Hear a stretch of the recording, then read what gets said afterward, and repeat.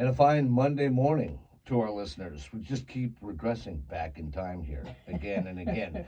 We were Thursday 2 weeks ago. We were Tuesday last week. Decided to go on to Monday. That's it. That's right. You have reached us out again. Business Time presented to you by RL Technologies and Chef's Abacus. You can find us at www.rltechfl.com. You can email us at info@rltechfl.com. You can find us on our Facebook page at facebook.com/RL Technologies 180. And of course, you can check out our YouTube page at youtube.com/RLTechFL. Remember to like it, subscribe to it, and share it. We have a fantastic SME. This is definitely an individual that we could quantify as an SME, as a matter expert to us. That's Chef Joshington Warner of the District Seville Steak and Seafood in downtown Pensacola at 123 Government Street. If you know anything about Pensacola, you're not going to miss this place or that place. Welcome this morning. How are you doing today? Good, good. Thank you for having me. Yeah, we're happy to have you, buddy. Happy to have you. Today we're going to talk a little bit about the restaurant life. As a chef, executive chef. What it's like to put together a menu and run a kitchen, and what the future's kind of looking like. So last week we had a great SME on, Bruce Langford, cybersecurity expert. And this week, good friend Joshington, Chef Joshington, excuse me. Happy to have you, buddy. It's been great. It's good to be here. We've been transitioned from working for you at the district. Then I was working with you with the point of sale system, and now you're here. Well, you're still working with us on the point of sale system. That's right. Yeah, it's an ongoing task. No, Something I don't know forget about. that. I'm out. I'm done. Bye. Yeah. So why don't you give us a little history of Josh here? How'd you come into the game? What are you doing right now? How'd you get there? And all those happy things in your bio. Well, this is a good timing for that, I guess. This is my 30th year now in the restaurant business. Oh, congratulations. I started when I was 14 in 1994, a little wing joint in Atlanta in Alpharetta, Georgia, called Buffalo's Cafe. Started washing dishes, of course, as any real kitchen or chef should do. You got to get that foundation right, the base. Right. And one day they were like, "Hey man, you want to cook wings?" And I'm like, "Yeah, sure." So I went online. I was cooking the wings and learning how to flip them in the bowl and toss them with the sauce and all that. Right. And people would ask, "Hey man," or the server would come back and say, "Hey man, there's people out there want like a special hot sauce or something. You want to throw something together?" And I did. I made some special sauce, and people loved it. They would want to see me at the table. Here's $5, and so I'm making sauce for these people. It's different sauce because we had the mild, medium, and hot. That was it back then. Now there's 4 million sauce flavors. Yeah. At any wing joint, right? Right. There's Asian zing and Garlic this and butter, that. Yeah. Korean barbecue. Honey, garlic, parmesan, sriracha, Yes. poopy Wasabi. pants, wasabi, throw some more shit in there, whatever. But back then it was basically the three sauces, so I would do all that, right? Throw all that stuff in there. So that made me feel great. And then, a few more years in the business, and I didn't really know where I wanted to go to college or whatever. So actually I did get accepted at UGA, but I knew that if I went there that I wouldn't last, man. We used to go there and party all the time. So to Athens, which is a great party town. But and then, somebody mentioned culinary school. So I just went to culinary school. And Where'd you go to school at? the Art Institute of Atlanta, Oh, good. which recently closed, I think. They closed that down. Oh, that's too bad. I wish that I had gone to like Johnson Wales or something. That was an option too, and it was back in Charleston at that time. But when I was 18, I was like, I don't want to leave Atlanta. Which now I'm like, why? Yeah. Why don't I want to stay? Go to Charleston, but Atlanta's cool too. But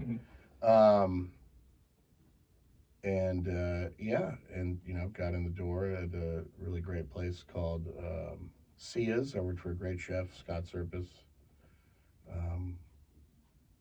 That was out in the suburbs also. where at that time there wasn't a lot of, fine dining out there.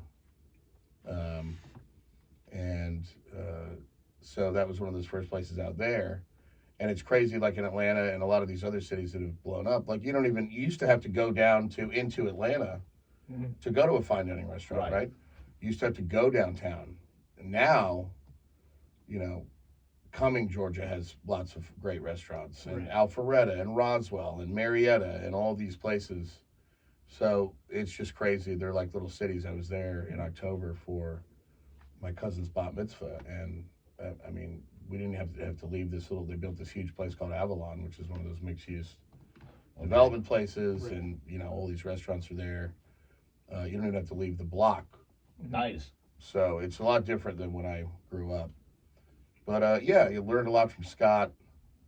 He's a great chef. He's still, I think, doing his thing in Atlanta. Shout out, Scott. What up? It's just gone from there. Worked at a few different places in the ATL. Got a sous chef gig at Ray's on the River, which is a well-known place there. Then I became executive chef there. And was that your first executive chef? That was my first executive chef job. That was in 2011, I think. Okay. Yeah. Okay.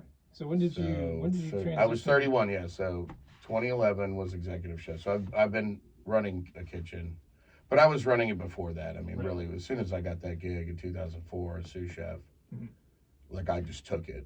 Right. It was meant to be, I guess. But now you're running the kitchen in title and in process. Yeah. I got the title in 2011. And then I moved down here. And the guys who hired me at Ray's, Greg McCarthy and Brian Housley, they came down here and opened the Grand Marlin on the beach. Okay. Right. So an opportunity came up in 2015 to come down here. And I took it. My family left Atlanta. They retired to Vegas. They sent my sister to UNLV, when she was in college age. So she's been there since then. So I didn't really have any family there. I got a ton of friends in Atlanta, of course, but in the traffic. Yeah, that's. I remember when I came down here and checked it out the first time, when I was first talking to them, and actually Ray sent me down here in 2012 to check out the Grand Marlin. I'm like, Ray, it's just basically the Ray's menu, but with a Cajun twist. I mean, these guys are the guys that kind of developed what Ray's on the River is now, and so it's very similar. But whatever, sure, free trip to Pensacola, which I thought was some redneck backwater. Okay. And I mean, and for a time you would have been dead on. it kind of is, but then I saw the beach and I was like, oh my God, this is beautiful. Right. But then I went back to Atlanta. But then, again, a few years later, opportunities. So I came down here, checking it out. And I remember driving back to Atlanta. I got back into town right around 4:30, 5 o'clock, rush hour.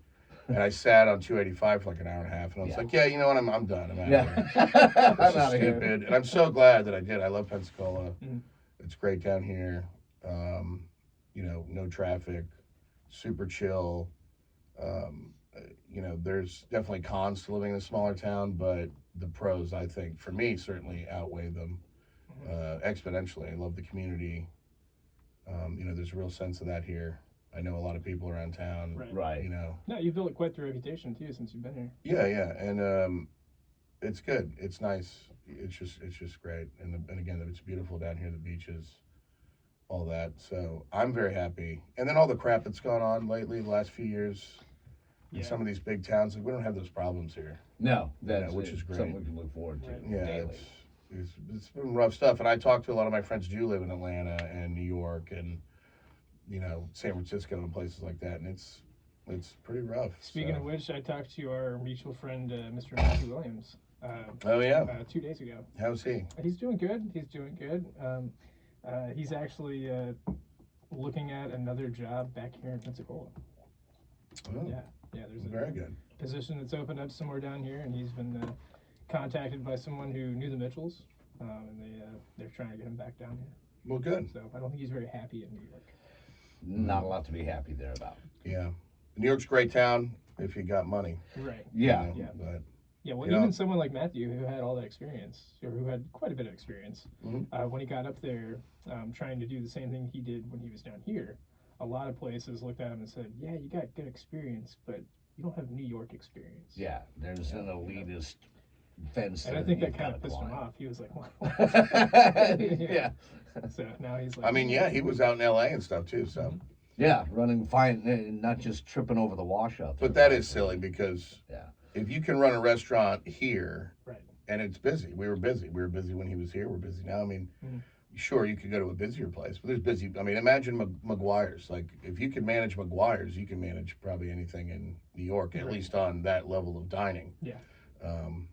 You know, Yeah, I was kind of shocked when he told me that. I was like, "Oh, wow." yeah, well, whatever. That's what I'm talking about. Yeah, That's New York. Consider the source. Yeah. So, well, that'd be great to have Matthew back. We love Matthew. Yeah, we'll see what happens. But so you move from the Grand Marlin, or you leave the Grand Marlin, Mhm. and you start the district with Yeah, the Mitchells. yeah. I opened the district with Gil Carmichael Yeah, and the Mitchell family and the Carlson family and the Williams family. right. And it's been great. Yeah, it's an opening. That was my first time opening a restaurant. So Okay. I built, I designed the menu completely Right. from the ground up, did a lot of research, really took my influences. Because I've been fortunate enough to be able to travel quite a bit. Mhm. I've been around the world. I've eaten in, a lot of great restaurants in everywhere: New York, Chicago, Vegas, Los Angeles, Paris, Mhm. Madrid. So I, modeled my menu on more of a, those steakhouses. Right. Kind of took World. everything you liked from Yeah. in the realm that you wanted to stay in. Now, when were you approached by the group that opened the restaurant, or did you? I mean, how did you come across that opportunity?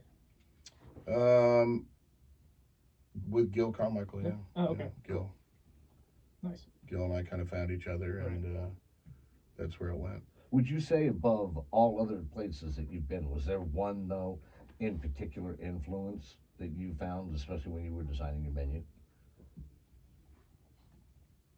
Oh boy, I mean that's 5.5 years ago now, 6 years ago. Yes. Yeah, there was a few places. Peter Luger's in Brooklyn was an influence.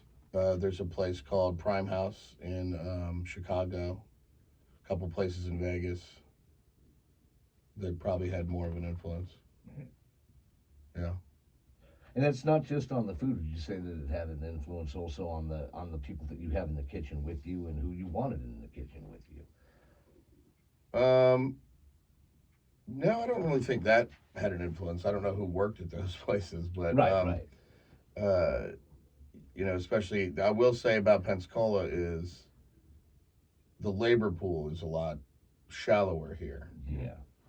You've got there's less people in town, but there's just less talent here. So that's been a little bit of a challenge. But if you treat people like people, and you respect everybody, when they've earned the respect and everybody, and you keep everything consistent, then you're going to have people that want to work for you and stay and show up every day. And so we've been fortunate with that. Now we've had, I think it's just me, my sous chef Kyle, and my pastry chef Eden. We're the only 3 people left Right. from opening day. Wow. But even that you have that's impressive. Yeah, we got one of our guys, Terrence, who's been there. He came about a month or so after we opened. Right. So he's been almost there the whole time. But no managers, no front of the house staff, Right. nobody. Wow. So it's been a complete turnover. Which, Yeah, in the restaurant business, there's a lot of turnover anyway, right? Right. So, Yeah. No, but the fact that you haven't lost your 3 main, chefs in the back, they're the people that were working directly with you when you opened. That's a pretty big deal. yeah. Because it's I mean, as you know, the turnover is high, especially in that area. So I've been fortunate that they're still around and that we're all still chugging along. Yeah, and when people evaluate any type of eatery, the first thing they talk about, at least in the back of the house, is the consistency of who you've got back there. Yeah. And you're constantly hearing about, this place has lost this chef, or this place has changed their sous chef, and what a market difference it makes on the menu, and that you guys have been together. I mean, that's Patriots dynasty stuff there for that one. Yeah. No, actually, so we've been Are working. you calling me the Tom Brady of? If you like, I didn't see you walk in here with hugs or anything, but you know. We've been working with a company called Oakley's Wine Bar, and we've been doing everything from soup to nuts, from the kitchen design, the layout, the menu engineering, and, the design and everything behind that. But I thought you might find this interesting. We think we've sourced a kitchen manager / chef, and I talked to EJ a couple days ago. Oh yeah, EJ. Yeah. So EJ's out in Mobile. Yeah. He's going to meet with me this week. With the owner. Good. EJ's great. Yeah. So we're He's super creative. excited. Oh yeah. He's funny. He's a super Good nice dude. guy. Yeah. He was We cooking love EJ. steaks whenever I first met him down at the district, and just a good dude. Yeah. You know what's always impressed me though is I've come to know people primarily through you in this industry, is that everybody knows everybody. There's no place to hide in this industry, especially if you're talking about the upper echelon of people, in relation to the chefs, cooks, front of the house, managers, etc. If you're doing a good job and you're known for it. If you're not doing a good job, everybody knows it. So it's impressive Like that you you said, speak of these people. it can be and, good and bad. Yeah. Oh yeah. It is. Yeah. There's pros and cons. Right. So when you're opening up the district Mhm. and you're looking at everything in relation to menu creation and you're looking at the costing, etc., of the ingredients. Now we sit here today and we're looking at all of the things that people that are running a restaurant have to deal with, especially when we're talking about inflation, fuel costs rising, Mhm. ingredients. How have you guys been able to cope with this? Because I mean, like you said, the consistency from you and from the personal, etc., is so exceptionally high, but you're also having to maintain those things that you keep in a menu. So is there something that you've done or something that you paid particular attention to, or are you just going with the flow as it moves? Well, I get market reports Mhm. every week from my people at CAB, from some of my other purveyors. Okay. So I keep a close eye on the meat market, obviously, Okay. and see where it moves. And it's just constant. Obviously, you're right. The inflation has been a big deal, especially in the cost of food. Yes, sir. Okay. Fuel has gotten very expensive, which makes everything more expensive. But certainly, food has gone and it's out of control, and something has to be done about it. Somebody's got to do something because people are not able to afford to eat. Right. It's not good. You even go to like McDonald's or something, it's crazy expensive now. Yeah, we saw an article that came out a couple weeks ago. There's a Chicago McDonald's that was charging almost $19 after tax for the Big Mac meal. Unbelievable. The combo. That's crazy. All right. For a Big Mac, Yeah. which is like this big actually. Right. Two pieces of It's paper been a while since I had one, but between 3 pieces of bun. yeah. Just ridden with chemicals. And but what we do is we have to constantly I do cost evaluations. Okay. We have our recipes built into a system called Chef Tech, and so we can look at that when we input all the invoices that we get, and it gives us up-to-date costing. So I can pull a recipe, and it's my salmon Oscar, for instance. I can pull that, and it'll tell me exactly how much it cost me this week Right. Okay. Right. to make that. And then, of course, we have to we charge, like a percentage margin, Yes, sir.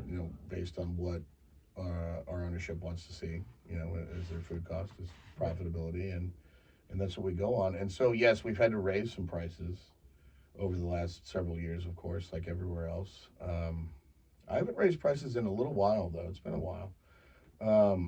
But fortunately, I think everybody understands, and everybody sees it. It's just the way it is. Mhm. I mean, if I have to pay this much, then we have to charge that much. Right.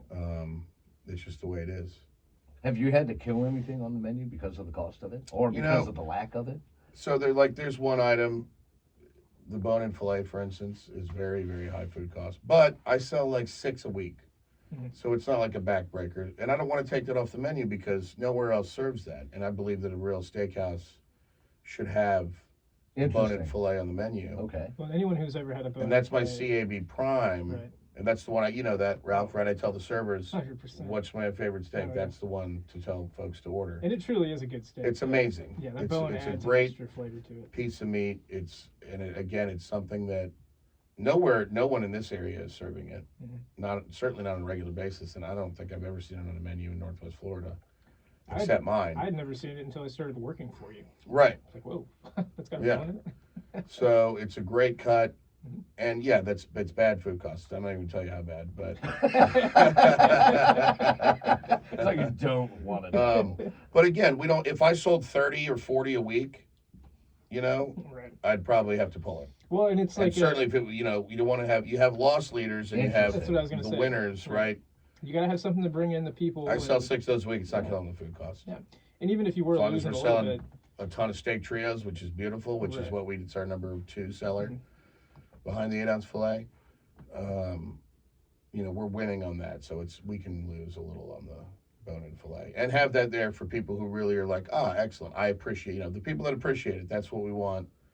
We want to make sure we cover all the bases. Everybody, if you just want to come in and have a regular fillet or our steak trio or a burger, Mhm.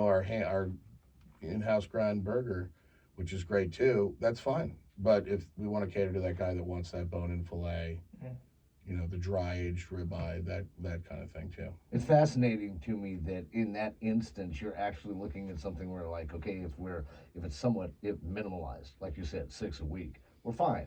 If we were above that, say 25 to 30, we'd actually have to pull it because it would, costing standpoint, Right. would kill us. Then it starts to really impact your food cost. 6 is probably, there's an impact, but not a very big one. It's Again, negligible. when I sell 150 steak trios Mhm.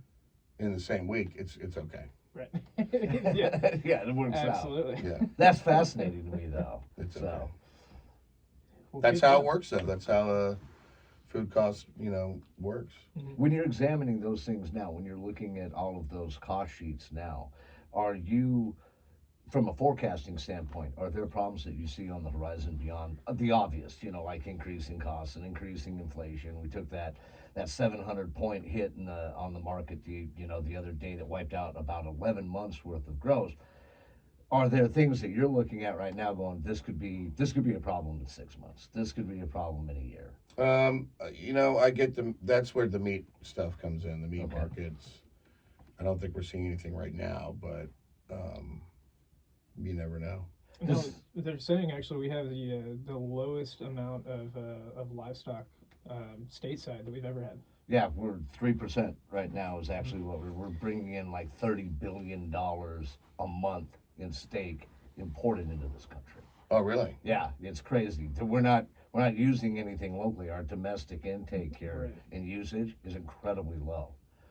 So I buy only domestic, so that was one of the questions I was just going to yeah, ask. all you, of our yeah. beef is from Upper Iowa or Nebraska. Iowa, Nebraska, that's it. Corn fed. Corn fed, well, yeah, Yeah. grain fed,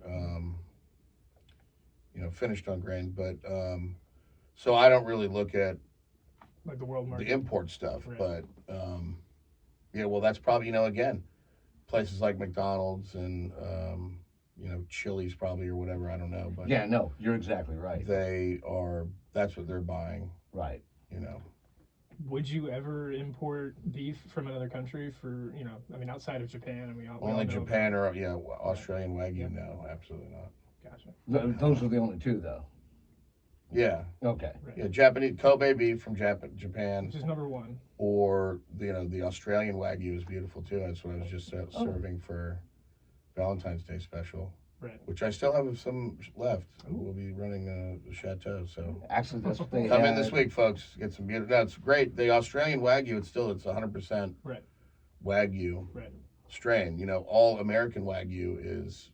It's a descendant of the Japanese Wagyu. Well, they brought it over here, but it's bred with Angus. So it's kind of been diminished to some extent. Right. It's not Right. full, true, 100% Wagyu. And for those, we have people that are in here from the tech world, from the retail world, etc. Being an expert in it, to say the least, what makes something Wagyu? Well, Wagyu is the strain. It's the cattle breed. Okay, this is the cattle breed. Mhm. All right, so that particular descendant species that's Wagyu. Right. Well, And Kobe beef, right, is from the Kobe prefecture in Japan. right. Right. Yeah. And that has certain standards it has to meet to be, people have heard about the massaging and the music. And Right. but it has to be from that prefecture. But it is Wagyu is the strain. Right. They're doing it. They've imported the cattle into Australia Mhm. as well, and so they're doing that. But you cannot call that Kobe Right. because it's not It's just Wagyu. like Champagne. Mhm. True Champagne is only from the Champagne region in France. You That's can't- right. Mhm. Right. If it's from California or whatever, it still might be great, but it's not champagne. It's It's sparkling wine. And it still could be the traditional method and done the same way, but you can't call it champagne because it's not from that region. Right. Okay. Same thing with the beef. Now, And when then I- again, now here in America, when you see American Wagyu, it's bred with Angus beef, usually 50-50. But doesn't it have to, like, some piece of that lineage has to have come from the Kobe cow breed from Japan, right? The Wagyu, Yeah.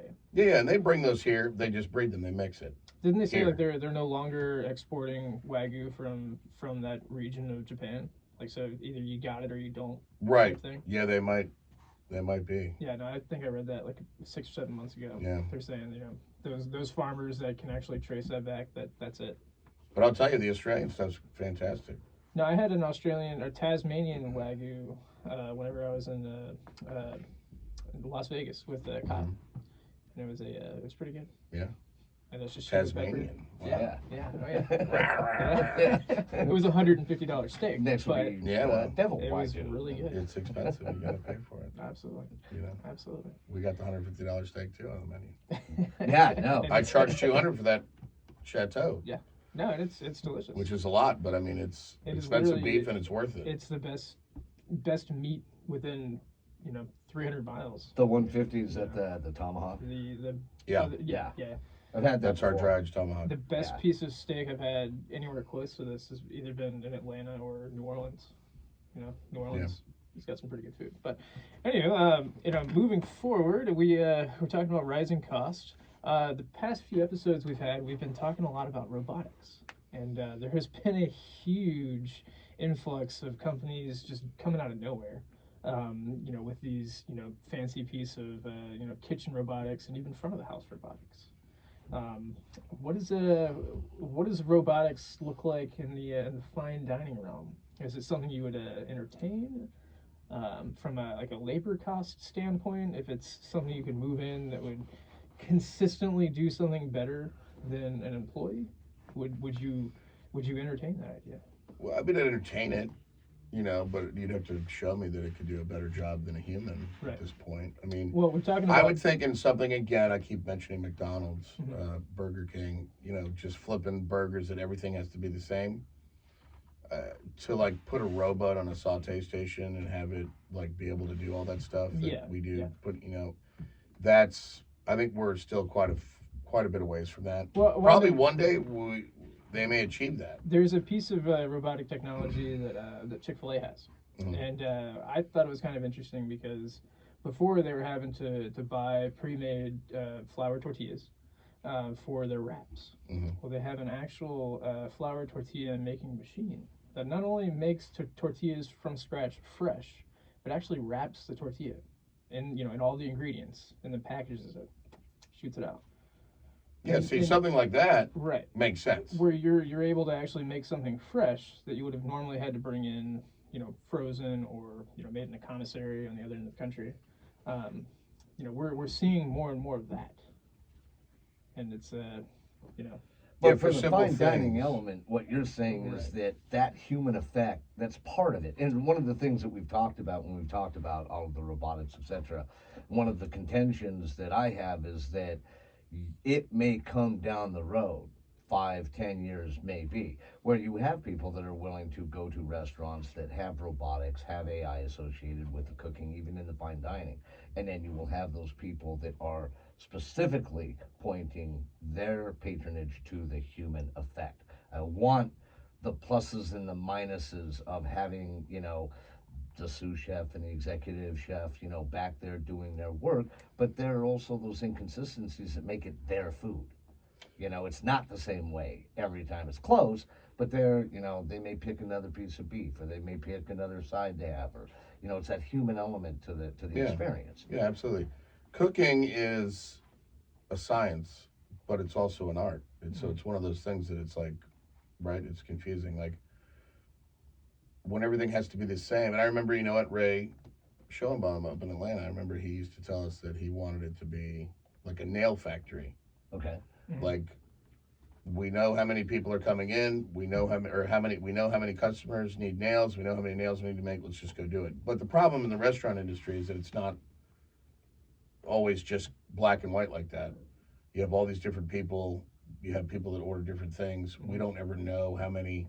We have a good idea. Like I said, my 8-ounce filet is my number one seller. My steak trio is number 2. The ribeye is number 3. So we know that that's probably, but you never know. Right. So one day, all of a sudden, we sell 28 New York strips when we normally sell 17. Okay. And I have to go cut more at 9:30, and I'm cussing and swearing. Or, what we have a par. We never sell more than 10. Our District Dome dessert. So Eden makes 10, and then it's 7 o'clock for some reason on this Wednesday, and we've already sold 9. Right. It just happens like that. It's always different. So, and again, kind of coming back into it, there's a part art there. Right. Certainly. So I would say my first instinct, and of course back of the house, be like, hell yeah, man, let's get rid of these servers. Can you get some robots out there? Yeah. We don't need them. Yeah. But, I mean, who wants to, when we sell an experience, right? Right. It's not just the food. You come in, you sit down, these people come in for birthdays and anniversaries. Maybe somebody wants to pop the question, or just a date night, or a business dinner, whatever it is. Birthday. Yeah. No. You've got to have that full experience, and the server and the hostess and the manager coming by and the food runners, and it's human interaction. And it would be a shame to remove all that for robots. But I don't think that's going to It's happen. like Not in you fine guys- dining. Again, in yeah. like McDonald's or something, who cares? Right. Chick-fil-A, you walk in, you just want to get your food Well, and that's where you and want eat it and consistency. leave, or That's where you want to take have it with you. And so that Right. makes sense. And certainly when it's quick service, things like that, there was a place in Vegas I went to. It was just like a diner, but they had like a robot brought the food out. Oh, Right. yeah. Like a robot yeah. food runner. Right. Yeah, actually, there's a full house in Maryland that does that. Yeah. And that was pretty cool. And some of them you can order from. They'll come and, and at a more casual, kind of quick serve place like that, I think that makes a lot of sense. Right. Fine dining, Well, it's like you and Ralph said. You used the term specifically when we first started to talk about it at the beginning of the show. You guys used the word talent. And that has its own impetus. It's like, yeah, if you're talented in front of the house, a guy like Ralph sitting here, and you have the ability to work with the customer, make them feel fantastic. You're choosing a different tie every night so they got something to talk about. Yeah. You interact great with the chef. If you look at it from an artificial standpoint, you're never going to cross that threshold. Right. Ever.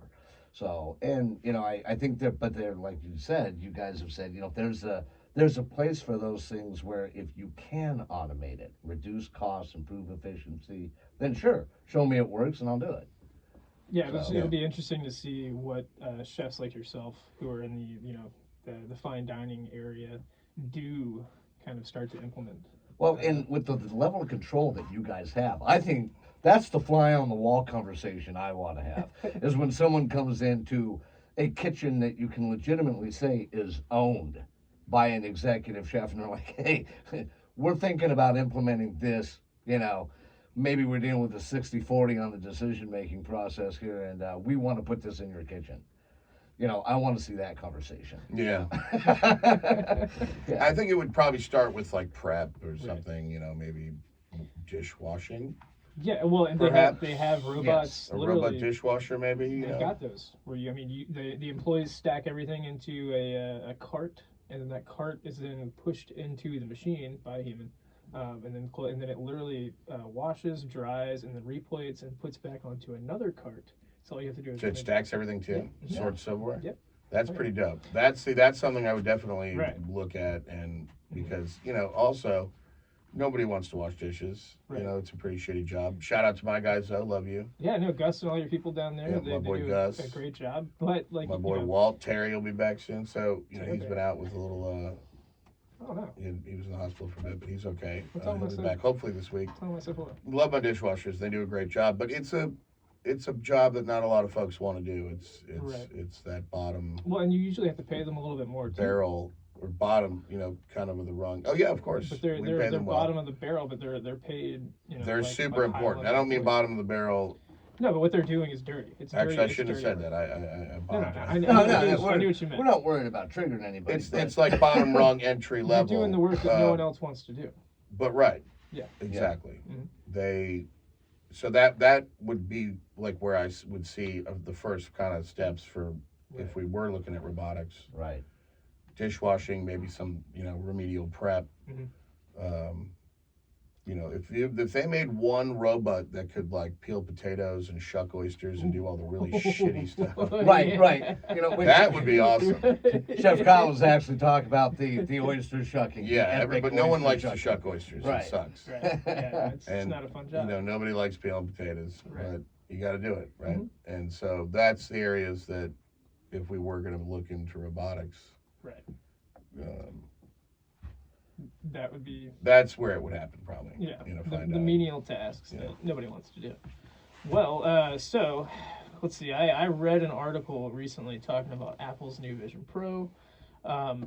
Would you ever remove the server from the equation and give the customer a VR headset with an AI that is their exclusive server?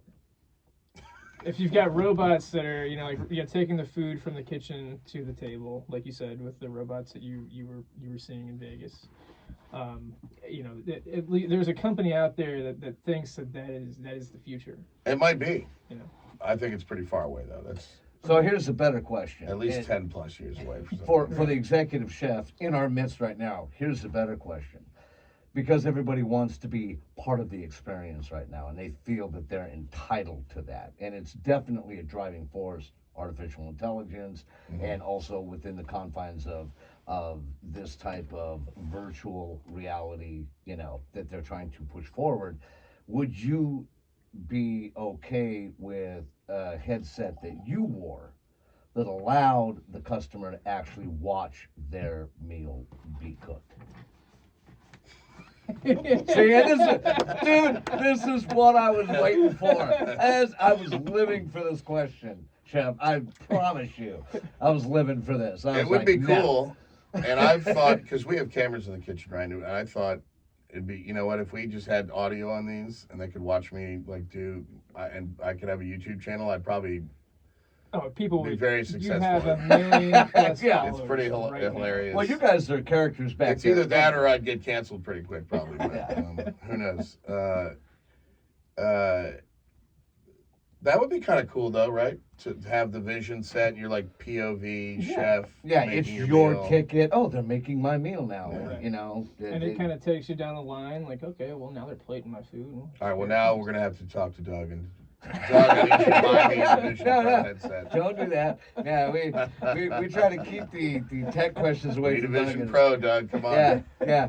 Let's spend $3,500 a goggle. We need 10 of them. Yeah. 'cause- Or no, that could be the chef's table, the new Oh, you chef's pay for it, table yeah. experience. You know what? I bet it will be. I That bet could I be. bet Though. it That's will a be. good idea. Everybody's got the headset on and they're Right. watching what's going on, and then Right. It's like yeah, there's a lot of cool applications, and of course, this thing just came out. Mhm. It's brand new. It's super expensive. It's going to continue to get Yes. more affordable as Right. we go. in Ohm's the law future. says well, smaller. Yeah. they're gonna Yeah, incorporate it into things like my glasses and your glasses. Right. Yeah. So every piece of tech, piece of clothing that we pick up is going to become wearable tech. And I haven't looked too much into it, but I've seen. I'm an Apple guy. I got the iPhone, iPad, the AirPods. Right. I love Apple. But to me, it just looks basically like it's your iPhone on your headset. It is. It's an iPad.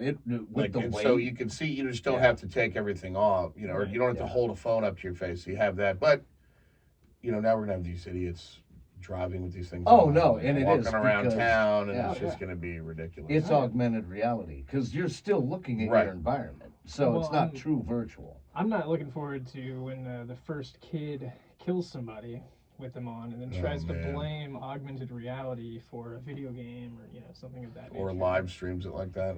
Yeah, Right. yeah. Or It's the coming down first the day pipe. that somebody hacks it and you accidentally drive into a wall, or the first bill that's passed where they're like, yeah, our law enforcement should be able to break into it, especially federal law enforcement, so that if you're in the commission of a crime, they can report it.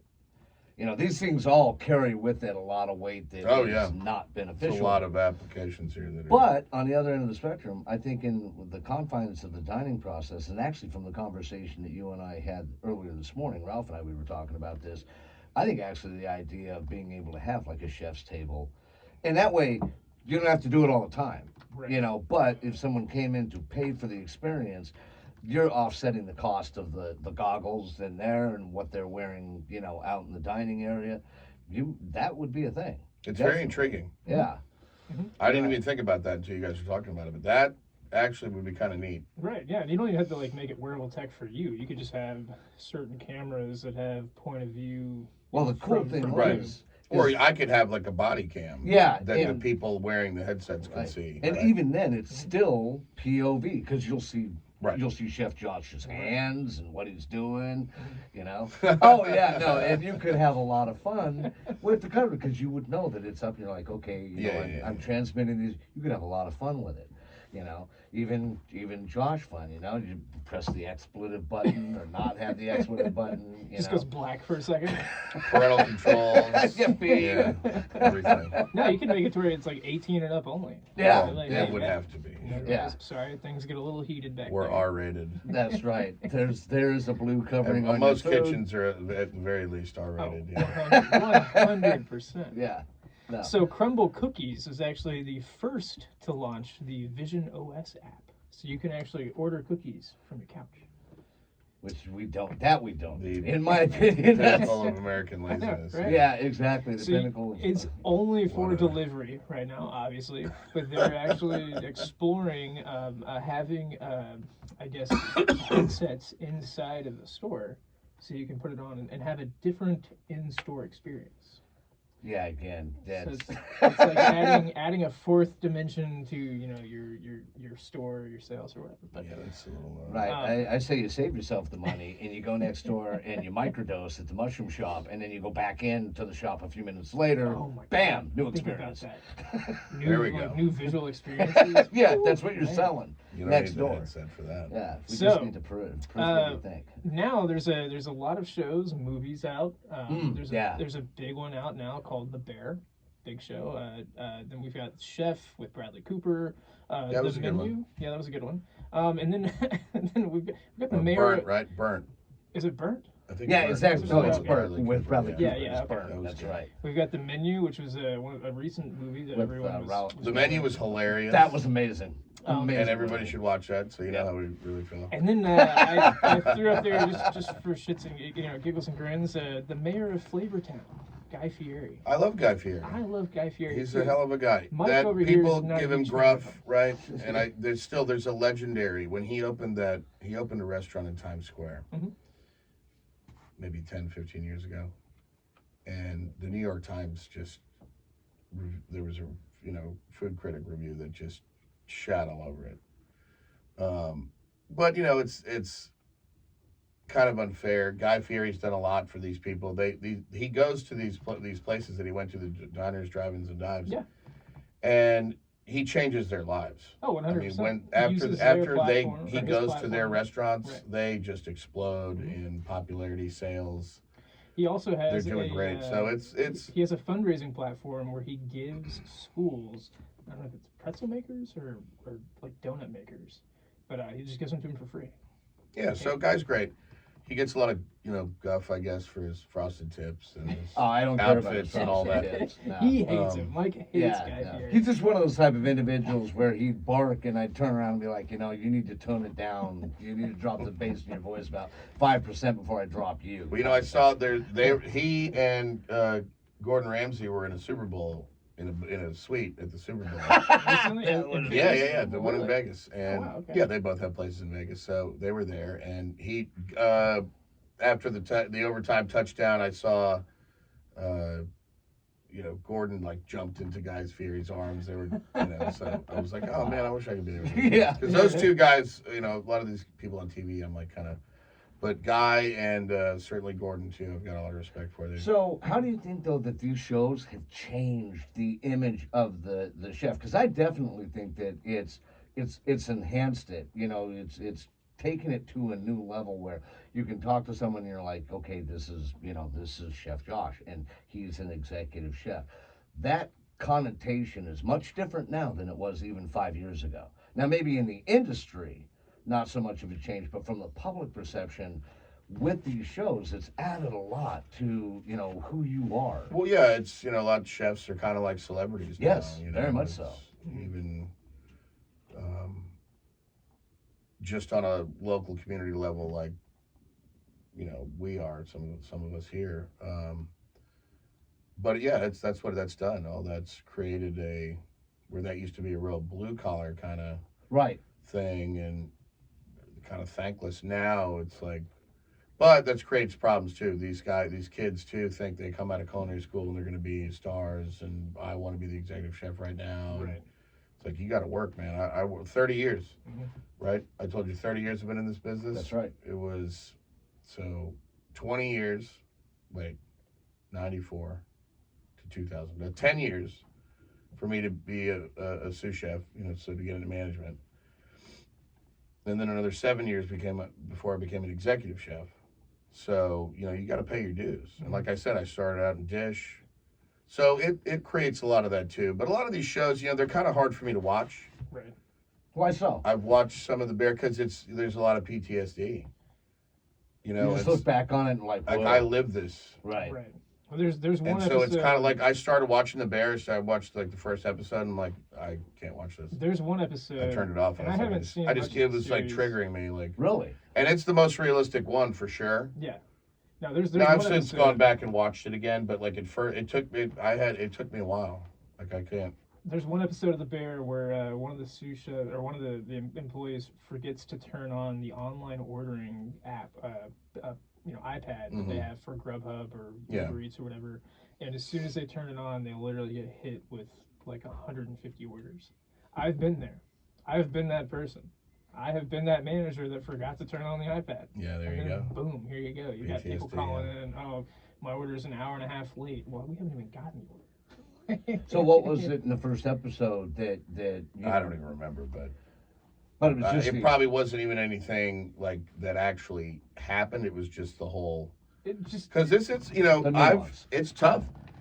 This is a tough business. Mhm. All right, there's a lot of stress. There's a lot of emotion. There's a lot of pressure.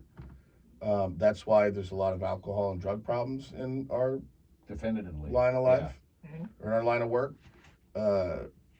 And some of these shows now, like The Bear, actually does a really good job of kind of showcasing that and the struggles that a lot of us go through. But that's real. That's real. Like, that's not made up. That's not manufactured. It's just very high stress. It's fun, don't get me wrong, but I've been through, again, 30 years. I've been through a lot of shit. And I've worked in a lot of high volume places.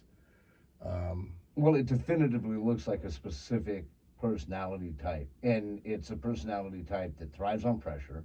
Mhm. And it's like, You have to be, yeah. When we were talking to Chef Kyle, he was like, I love it. I walked away from it for the briefest of times, and that's what I missed. It wasn't just the creation, etc. I work well in that condition. Right. Yeah, I do my best work under pressure as well. And I think anybody who succeeds in the restaurant industry does. Well, you have to, again. There's no other way. If you don't, you're not going to make it. Yeah, You're well, just going to wash out. If you're not in that high volume or that, high intense, everything's expected of you, then then you're just floating by at that point. Like, in terms of people that are trying to get to that point, Yeah. you've got people that can't get there and are just comfortable in their, kind of mediocrity of a position, and you have those people that are fighting to get in those high volume, fine dining positions. and it's interesting to see, especially here where you said like you know so many people in this town that you kind of know who's going to work and who's not. Yeah. People come with a reputation. As bad as that sounds, it's either good or it's bad. Oh no, and that Well, yeah. especially as close knit as it is. People that have worked around town, absolutely, Yeah. because we just can call each other and be like, hey man, what about this dude? Right. No matter where he hails from, this Right. is true. So Well, so some fun food news here. Choco tacos are making a comeback, making a big comeback. Choco Taco. I love that we're asking. Hey, Executive Chef Josh, Choco Taco. Where do Yeah, you I don't stand? really know what that is. You've never had a choco taco? Man. Oh, all right, okay. I'm not really a big ice cream guy. Choco tacos, Oh. a delicacy. I mean, I know what it is. I can't remember. I don't really care. Now Taco Bell. Did you see? That is a see guilty pleasure, and what's unfortunate, and this looks interesting. I saw something about this the other day. Did you post something about it? I may have liked it, but I didn't post anything. Taco Bell just ruined their menu. Oh no, yeah. They gutted all the things that I enjoyed from it. And then they added 12 plus items. I saw a Baja Blast gelato. Yes. Yeah. That looks kind of good. Most of the things they added actually. So that were sounds dessert pretty good. menu Now items. that I'm more excited about that than a Choco Taco. And I love the injection of the Mountain Dew aspect on all of the dessert items. They were Well, like, you know. "Did you like this before?" Well, we added There Mountain Dew was to it one now. one morning, and Kyle remembers this too. Shout out to Kyle. Shout out to Kyle. I was so hungover, and it was like noon on a Sunday, and I went to Taco Bell in the drive-thru, and I'm just like ordering, I'm like, give me blah, blah, blah. And then I'm like, you want anything to drink? And I'm like, oh yeah, give me the green one, the Baja Blast. I'm like, yeah. How did Jack Black move it? That's Take generally one when I have nugget Taco Bell and shove it. when I'm hungover. Was that the small wares day? No, holy! He told you that story. Yeah, he mentioned he was like, We he was had- like, if you have Chef Josh on, you got to ask him about the small wares day. Day after 4th of July. Opening a restaurant, right? Yeah. So it was I had this huge 4th of July party at my house. I had people from Atlanta down. We had a whole bunch of people, and massive party, And the next morning, Kyle and I had to check all of the smallwares in. I'm talking all. Every plate, every cup, every glass, every measuring cup, every tong, everything. It was like $100,000 or something with a small. I don't remember the exact number, but we're just so hungover and like just having to count everything and open boxes and make sure the plates aren't broken. It was just a nightmare. It was a nightmare. July 5th. 2018. Have shirts made. Yeah. I was survived there. the small We wares. survived, yeah. So that's I a fun survived the story. small wares. Again, but so, right, like this week I didn't drink. Or I decided that I'm going to take a break from alcohol for a while till my birthday, which is at the end of March. Basically Lent, even though I'm Right. Jewish. That's what you're Basically, saying. literally like Mardi Gras was the first day and Good Friday's the last day. So it's literally Lent. Yeah, literally this year. And I made it all week until Saturday night. And it was definitely the wrong week to start Valentine's week. It's right the before. airplane movie, right? Jeff Yeah, Bridges and well, it's, airplane. we kept saying that all week. I picked the wrong week to quit quit sniffing sniffing glue. glue. Yeah. And so I went out and had some drinks on Saturday night, but yeah, it's just tough. And Well, so it's that's one of interesting. those. It's just you gotta, you know what I mean? Like it's like you gotta just let off some steam, Well, and you from work all the hard, stress you and party pressure. hard, right? and then you just work through it. Well, I think that also. Yeah. So we got through it. We checked all Yeah. the stuff in. We made it. We Well, made it happen. you It survived. sucked. It Yeah. took probably 7 hours when it probably should have taken 3 or 4. You know, Right. we don't get paid by the hour, so. No, but on the other end of the spectrum, I find within the confines of that industry, especially when you're talking about the fine dining industry, you are talking, like you said, there's a scientific element to it, but I think you are definitely talking about an artisan element to it. Right. And when you talk about that, that crossover lends itself to personality types that I found in other industries myself that I've worked into, where you have high energy people that are in high stress jobs that requires a lot of intuitive thought, a lot of thinking outside of the box. Those people almost always tend to reach outside of that box when they need a break. They're like, you know what? That means I'm gonna go grab a drink. That means I'm gonna do this. That's always what I find in that industry. Yeah. You know, and I used to be like that too. It's like if I was 3 days into the week, maybe halfway through the third day, I'm like, God, I can't wait until I'm drinking, you know, on day X, you know. Yeah. You know, I'll continue doing the work you asked me to do here, but I'm definitely planning out, you know, where I'm going to go and what I'm going to have and, you know, how much quote unquote stress I'm going to relieve, you know, and then you bank it up again. Right. So, but, Yeah. Well, tell us about your next ticketed event down at the district. We heard you're having a ramen tapas tasting. You don't want to talk about Subway footlong cookies? oh, no, please. Yeah, no, bounce into that for us, yeah, please. yeah. I've I seen was the gonna commercial with I was gonna Charles skip it. Barkley, right? He's like, get your footlong cookie. I'm like, what is this? I haven't eaten at Subway in probably 25 years. Really? Oh man, I love Subway. I don't even think it's food. Well, no, so now they just got bought for $10 billion by the company that owns Auntie Anne's. Auntie, yeah. Really? Buffalo Wild Pretzel Wings, company. Wow. Yeah. The what is it? Oh goodness, Cinnabon and a few other companies. And what they've done is they've taken the whole foot-long presence of Subway, and they've started. They've got a foot-long churro. They have a foot-long pretzel from Auntie Anne's, and they have a foot-long cookie. So that's where that comes from. Yeah, do you Doesn't need, Subway even have more units than McDonald's? They do, yeah. Yeah, By, Because they're by a lot. everywhere. Right. yeah. And you see them in a gas station, Yeah. and in the. Oh yeah, no. Yeah. I think it was mostly because cost standpoint from buying into the franchise. Yeah, it's very low overhead Yeah, probably. it's small You're potatoes. just making sandwiches. Right, and then to build out a Subway store, I mean, As a society, we've though, got more equipment in our office than we have in a Subway. Yeah. Do we need the footlong churros Yes. as a society? We need a foot long everything.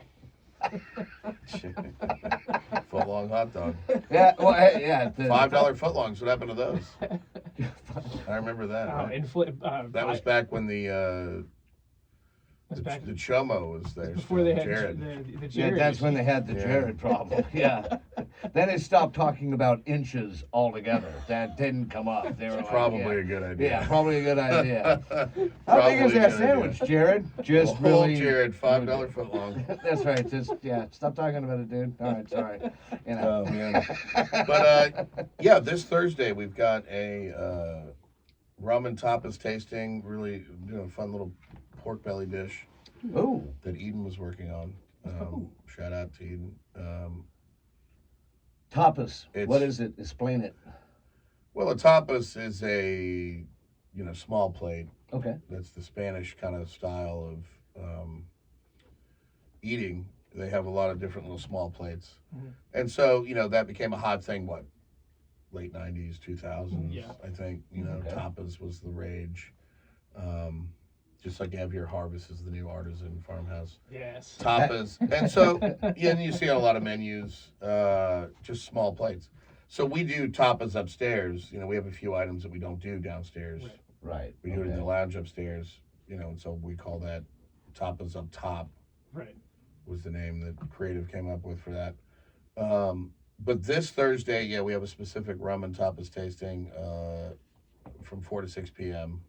Only $25. That's a good price. That is a good price. Yeah, it's That's a it's a very nice good little price. pork belly dish, and I'm not sure exactly how much rum you get. I don't know if it's just one or if it's a multiple tasting.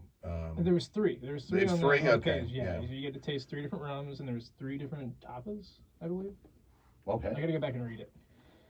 So, anyways, tapas on top. That kind of takes us into our next thing.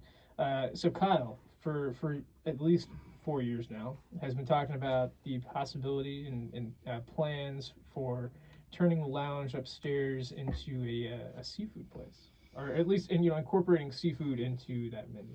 Well, we've talked about a few different things up there, and we do have some plans this year for upstairs that are exciting. It's possible, we've talked about sushi and seafood cocktails and things, because we have a kitchen up there, but it doesn't have any equipment. There's no hood. Yeah, there's no hood, right? So we could put a hood in and get some new equipment. That would be a large investment.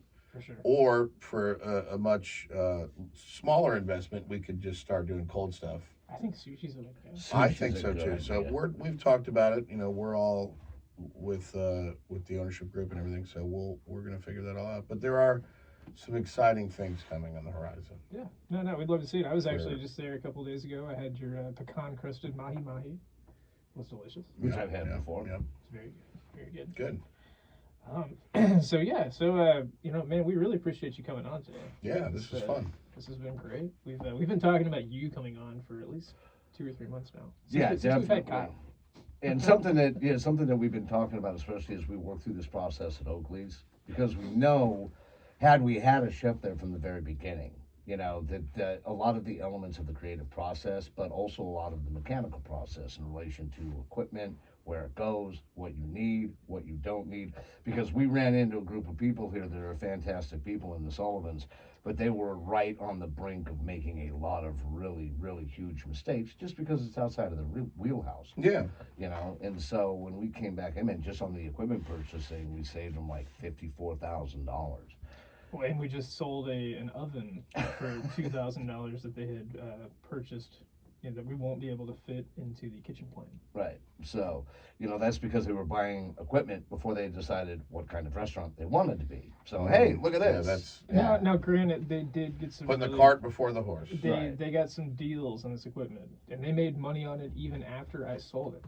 So it wasn't, you know, Yeah, this is true. wasn't a total loss. Yeah, well, that's good. Yeah. But while we're doing that, I'd love to have you back on to actually maybe deep dive just on that and say, okay, we went through this process as an executive chef. Let's say you're brought in at the, you know, at the beginning element of it, like the construction of the building itself. How would you design this?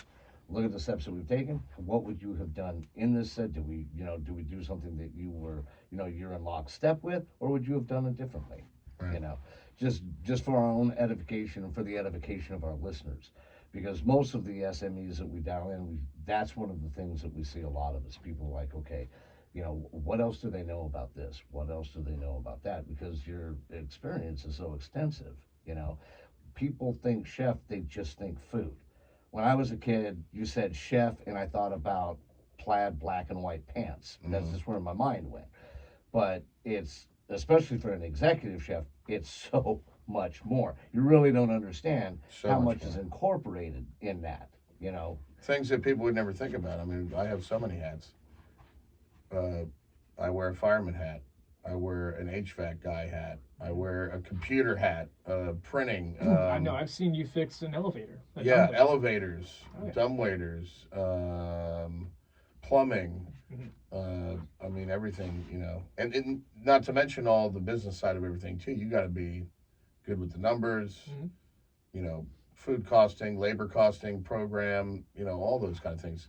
Computers, you know, and then in the future, it is going to be AI, things like that. People are going to have to be good with that stuff, you know. But it's also what you were saying, just on the brief, is maybe this is the last note we can give to our listeners this week. When you're looking at making that decision, either a chef or executive chef, the individual, the MIFWICH, right? The individual one in charge. The experience level has got to be there. Like you said, you can't go to culinary school and then come out and, oh, look at me, I'm Yeah, an yeah. executive chef. And one of the things that new business owners or people that are looking at, you know, building restaurants, et cetera, have to look at is when you're looking at the personnel side of this, you have to look to the experience. Now, yes, experience costs. But if you cheap your way into that single role, you're going to have a problem. And it's going to last with you until you get rid of it. Yeah. So I definitely love the opportunity to pick your brain about that, you know. Yeah, sure, I'd Later love on, to because come that would be fascinating. Heck yeah. No, So- absolutely. All right. But so you've got just the rum and tapas tasting. Anything else going on down there? We've got a wine dinner that we're planning. I think it's March 9th, maybe. Okay, Don't quote cool. me on that, but it's coming up in March. You'll check out, you know, district.com or districtsteaks.com. The district on Facebook page Love that one. Yeah. is a good one. Make sure you like and follow that. Yeah, check out our Facebook page. We'll push all of that stuff for you folks. That's right. You'll see this dropped this upcoming Monday, so that you can listen to Chef Joss. Again, you're with Business Time, brought to you by RL Technologies and Chef's Abacus with Ralph and Mike. You can look at our webpage at www.rltechfl.com. Check out our shop there. We've made some additions to the Chef's Abacus page, and we're constantly upgrading the photos and videos there for you. And of course, You can find all of the RSS redirection and all of the feeds for the podcast on the website. And then additionally, you can email us at info@rltechfl.com. And you can look for us at Facebook on facebook.com/RL Technologies 180. And again, check us out on youtube.com/RL Tech FL. Like us, share us, subscribe to us. For Mike Fisher, I'm with Ralph Lawrence.